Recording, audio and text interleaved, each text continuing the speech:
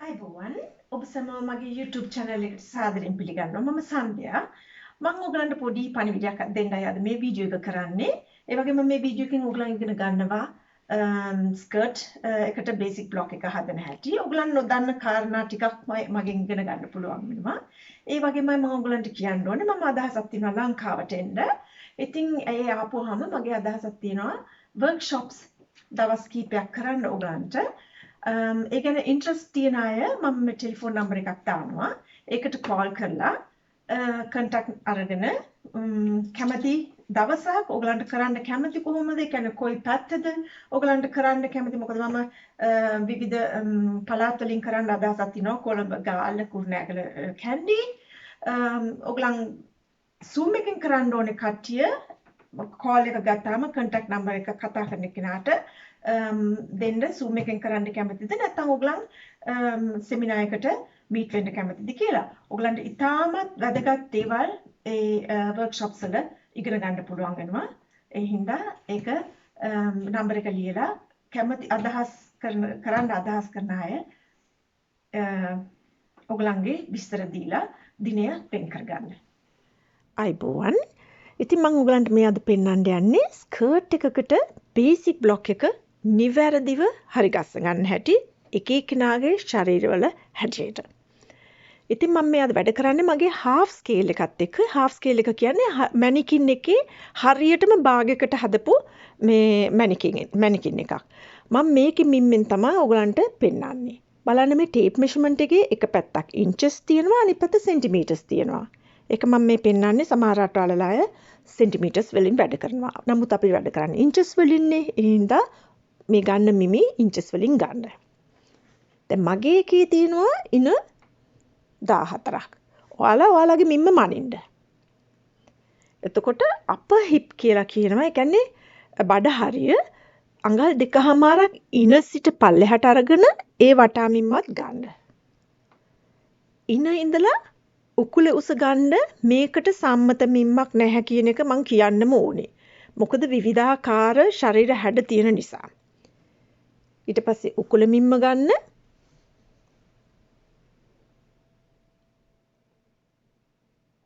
Skirt එකේ දිග ගන්න.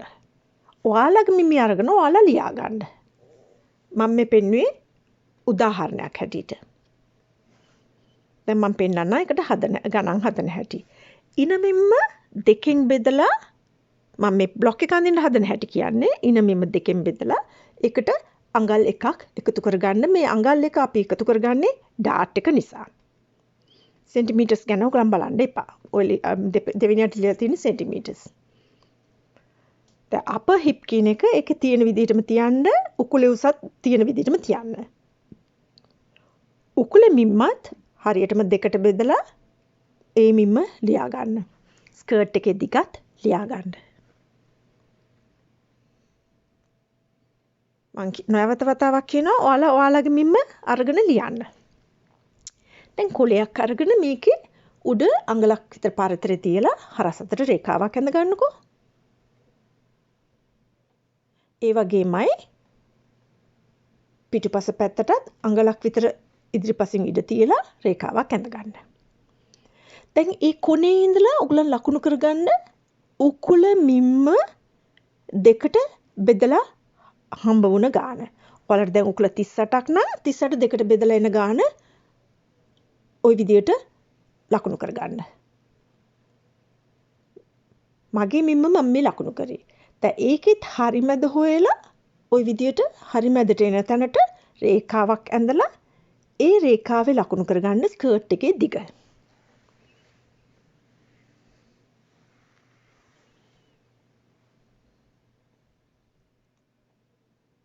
ඊට පස්සේ ලකුණු කරගන්න උකුලේ උස.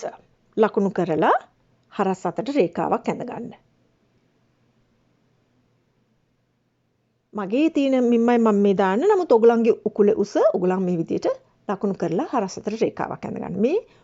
මේ උකුල පළල රේඛාව.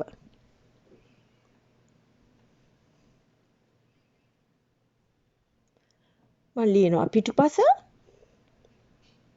මම ලියනවා ඉදිරිපස. පෙරමැද රේඛාව පිටුපස රේඛාව. දැන් උඩ රේඛාවේ අපි ලකුණු කරගන්න ඕනේ පෙරමැද පැත්තේ ඉඳලා ඇතුළට ඉන 4න් බෙදලා ඒකට අඟලක් එකතු කරලා. 2න් බෙදලා නෙමෙයි. 4න් බෙදලා ඒකට අඟලක් එකතු කරලා එයිමින්ම අපි ඒ පෙරමැද ඉඳලා ඇතුළට ලකුණු කරගන්න.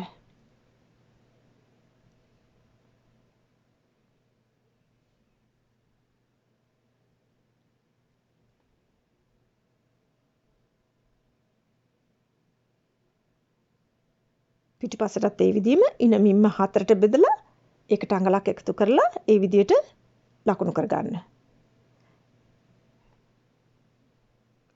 ඒ අඟලක් එකතු කරලා තියෙන්නේ ඩාට් එක සඳහා. දැන් බලන්න ඒක යා කරගන්න මේ විදිහට සයිඩ් එකට ඕක තමයි ඔයගලන්ගේ අංශ රේඛාව.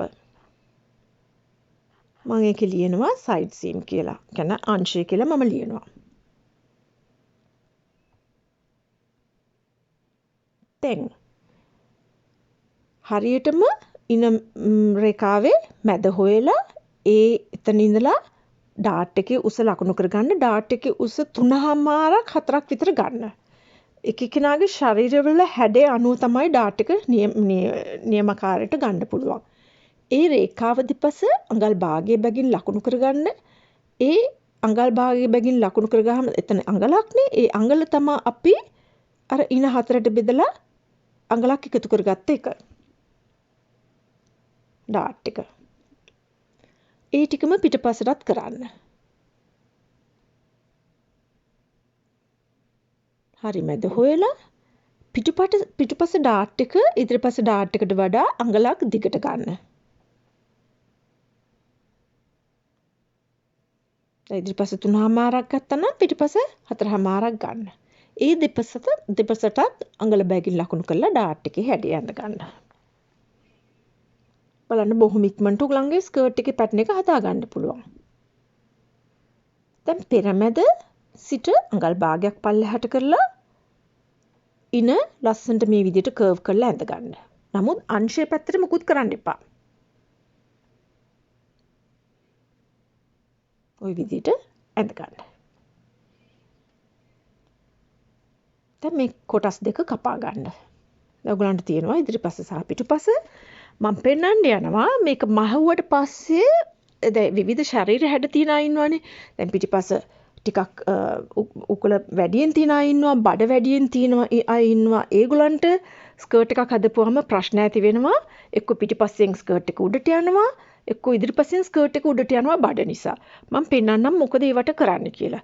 සාමාන්‍ය ශරීරයක් තියෙන කෙනෙකුට නම් බඩ එහෙම වැඩි නැති, උකුල වැඩි නැති, ඒගොල්ලන්ට වැඩි ප්‍රශ්න නැහැ. ওই විදිහට කරපුවාම ස්කර්ට් එකේ මිම්ම හරියට එනවා. පිටිපස්සට මම ඉඩ තිබ්බේ සිප් එක අල්ලන්න. පෙරමැද නැම්මට මං හරි ගසලා තියෙන්නේ. දැන් අපි මේ මැනිකින් එකට මේක දාලා බලමු මේක කොහොමද වැරදි හදාගන්නේ කියලා. ඉතින් දැන් මම මේ ඩාට් එක වහනවා. ඩාට් එක වහනවා කියන එකේ තේරුම මෙතනදී උගලන් මැහුවා කියන එක ඩාට් එක. දැන් උගලන් ෆිටෝන් එකක් බලනවානේ. හැම ඇඳුමකම බේසික් බ්ලොක් එක කරලා ඒකේ ෆිටෝන් එක බලලා වැරදි හරි ගස්සන්න ඕනේ. ඉතින් දැන් මේ ඒ විදිහට හිතන්නකෝ දැන් මේක මැහුවා ඩාට් එක. මහලා අංශ දෙකත් මූට්ටු කරගත්තා කියලා හිතන්න. දැන් ඔයගොල්ලන් අඳලා බලන්නයි මේ යන්නේ ඔයගොල්ලන්ගේ මිමි හරියට තියනවාද කියලා. දැන් එහෙම මිමි තියෙනකොට මිමි හරියටම තියනවා නම් මේ රේඛා තිබුණ විදිහටම තියෙන්න ඕනේ. බලන්න මේ උකුල රේඛාව හරියට කෙලින් තියෙන්න ඕනේ. අංශ රේඛාව හරියටම අංශයට එන්න ඕනේ.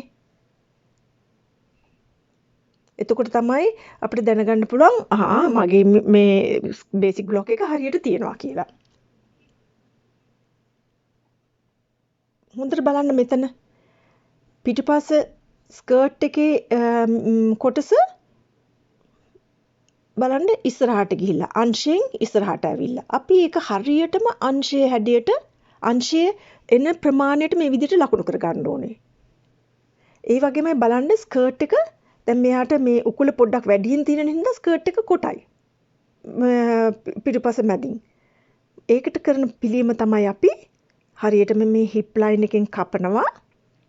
අංශය දක්වා වෙනකම ඉවර මැදින් වෙන් කරන්නේ නැතුව කපලා යටින් කොලයක් තියලා අලවන්න ස්කර්ට් එක වාටිය කෙලින් එනකල්.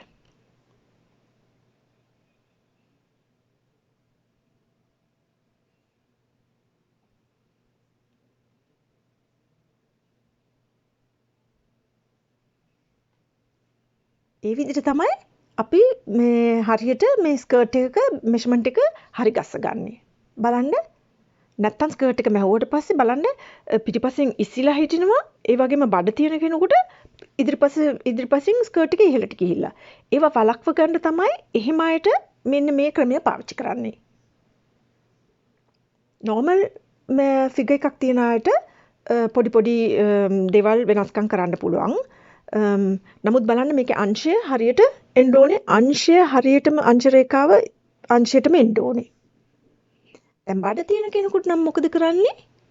මේ විදිහට මැදින් කපනවා. කපලා පහළ වාටිය හරියට කෙලින් එනකල් තියලා යටින් කොලයක් අලව ගන්න.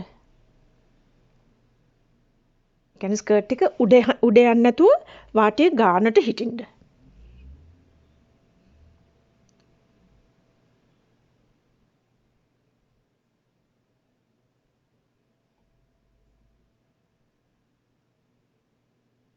මේවා තමයි ඔයගලන් හරියට මේ මහන් ඉගෙන ගන්නවා නම් නියමයට කරන්න ඕන දේවල්.